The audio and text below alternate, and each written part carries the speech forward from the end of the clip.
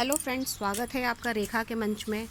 और आज हम अपने जो वीडियो है उसमें हम बात करेंगे कि गार्डन की जो सॉइल है वो किस तरह से बनाएं।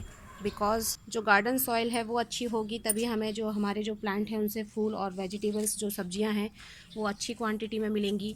तो चलिए बिना किसी देर के वीडियो को स्टार्ट करते हैं। और वीडियो को स्टार्ट करने से पहले अगर आप चैनल पर नए हैं तो प्लीज़ वीडियो को सब्सक्राइब करना बिल्कुल भी ना भूलें। और अगर वीडियो आपको पसंद आए और इन्फॉर्मेटिव हो तो शेयर कीजिए और लाइक कीजिए।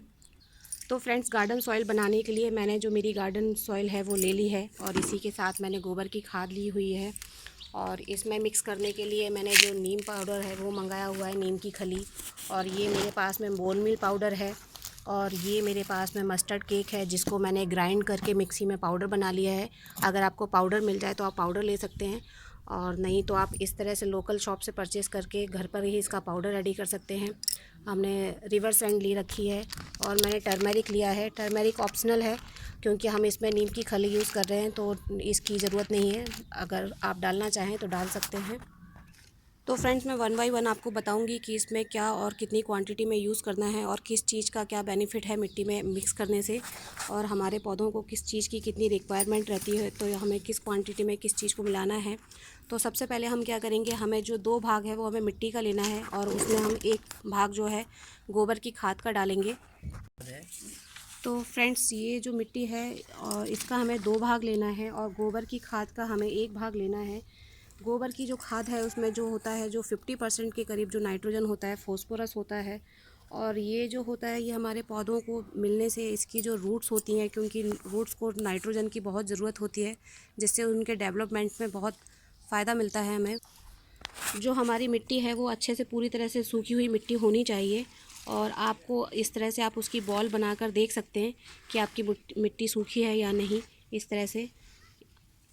और अगर मिट्टी में थोड़ा सा मॉइस्चर होगा तो भी कोई प्रॉब्लम नहीं है, लेकिन ज़्यादा गीली मिट्टी हमें खाद जब हमें अपनी गार्डन सॉइल बनानी है तो नहीं इस्तेमाल करनी है। थोड़ी सी सूखी हुई मिट्टी या हल्की सी नमी वाली मिट्टी होगी तो चलेगी।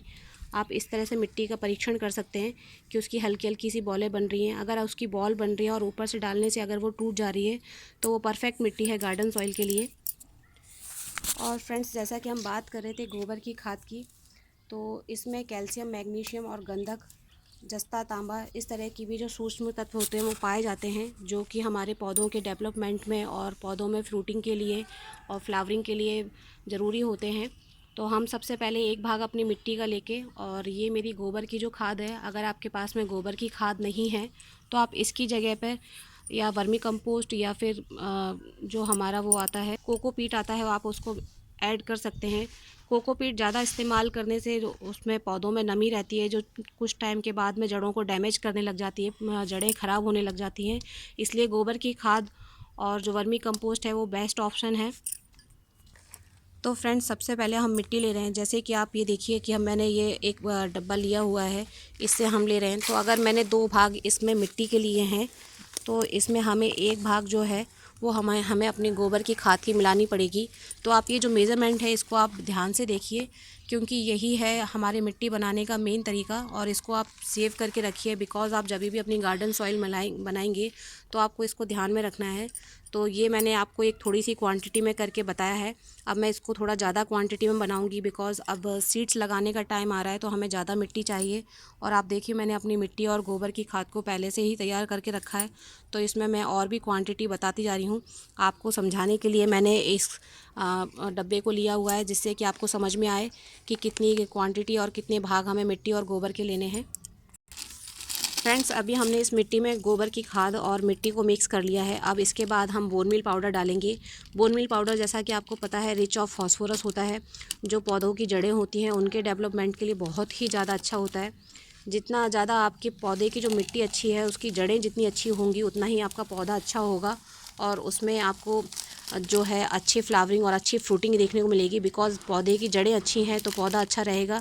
तो इसमें हम 1 भाग जो है हम इसमें बोन मील पाउडर का डाल रहे हैं।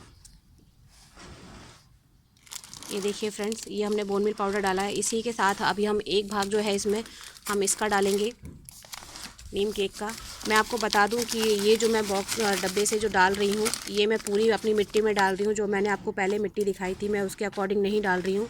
आप करीब जो 1 भाग है वो आप अपने अकॉर्डिंग इसमें मिक्स कर सकते हैं। और अब हम इसमें डालेंगे जो नीम की खली है, वो हम डालेंगे एक डब्बा अपना ये भर के, कुछ इस तरह से। ये जो हमारी जो मिट्टी है, इसमें जितने भी जो फंगस होगी या कुछ जो इसमें अशुद्धियाँ होंगी मिट्टी की, उसको ठीक करने का काम करेगी।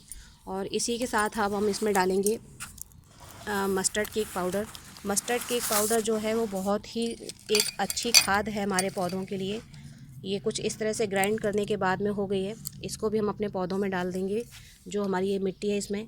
इसको आप बाद में लिक्विड फॉर्म में भी यूज़ कर सकते हैं।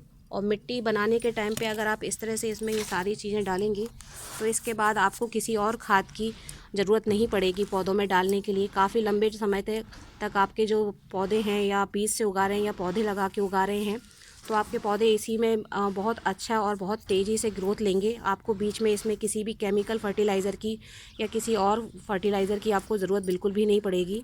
जो हमारी सरसों की खली है, उसमें भी NPK की मात्रा बहुत अच्छी पाई जाती है। और इसी के साथ आपने जितनी भी मिट्टी ली है, उस मिट्टी का आपको 20% जो है वो आपको रिवर सैंड या जो नदी की रेत है वो डाल देनी है।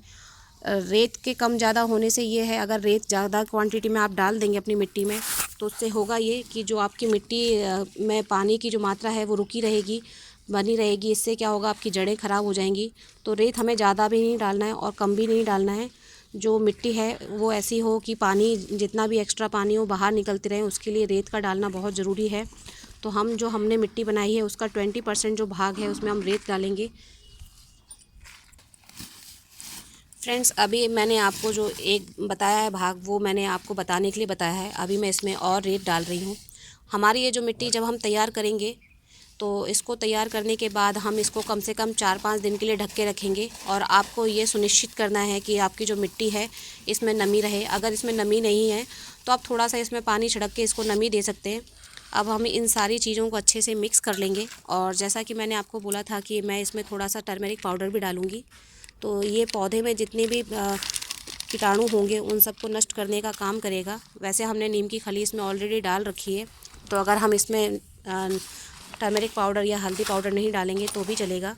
तो इस तरह से ये जो मिट्टी है, ये बहुत ही शक्तिशाली मिट्टी एक हमने जो अपने गार्डन के लिए तैयार कर ली है। और इसको तैयार करने के बाद आप 4 से 5 दिन इनको ढककर रख दें, उसके बाद ही आप इस मिट्टी को इस्तेमाल करें। तुरंत के तुरंत हमें इस मिट्टी को इस्तेमाल नहीं करना है अपने पौधों के लिए या बीज लगाने के लिए। इस मिट्टी को आप 4 से 5 दिन का टाइम देंगे, तो इसमें जो हमारे जो ज़रूरी पोषक तत्व हैं वो और अच्छे से डेवलप होंगे। इसमें छोटे छोटे जो जीव हैं वो डेवलप होंगे, जो हमारे पौधों के लिए अच्छे होते हैं, हमारी मिट्टी के लिए अच्छे होते हैं। तो इस तरह से हमने अपनी गार्डन सॉइल मिक्स की है। और मुझे लगता है कि आपको ये वीडियो बहुत अच्छा लगा होगा, इन्फॉर्मेटिव लगा होगा। तो इसको सेव करके भी रखिएगा, बिकॉज़ ये फ्यूचर में भी आपके काम में आएगा।